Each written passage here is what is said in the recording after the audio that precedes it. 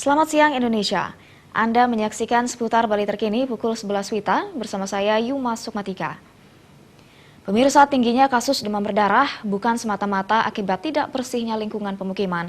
Terbukti di Denpasar Utara yang lingkungannya relatif bersih, banyak masyarakat terjangkit DB saat melakukan aktivitas di luar rumah.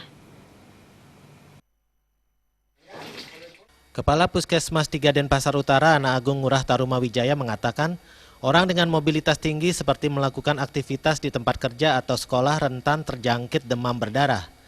Saat para juru pemantau jentik jumantik disebar, rumah yang terkena kasus DB ternyata negatif jentik nyamuk. Terlebih lagi, nyamuk Aedes aegypti penyebab demam berdarah hanya aktif pada siang hari, saat sebagian besar masyarakat sedang beraktivitas di luar rumah. Masyarakat diimbau lebih waspada saat sedang sibuk beraktivitas.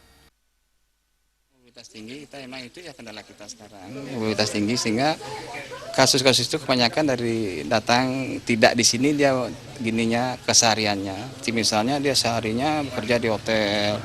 Sehingga setelah kita lakukan PE ke rumah banyak negatif di rumahnya. Kemudian pemantauan epidemiologi ketika ada kasus PE ke lapangan ke rumahnya penderita secara 200 meter dapat kantor dan negatif bentik.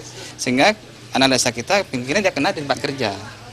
Itu kita informasikan ke daerah itu bahwa ada penderita nama ini dia kerja di sini di rumah negatif, dia di situ yang bukan PE.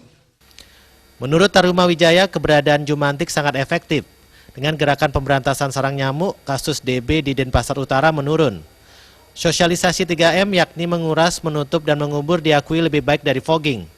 Terbukti di Denpasar Utara pada bulan Mei ini kasus DB turun menjadi 15 kasus dari sebelumnya 23 kasus. Jaya Kesuma, Bali TV.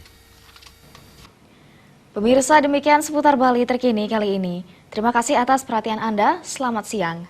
Salam Indonesia.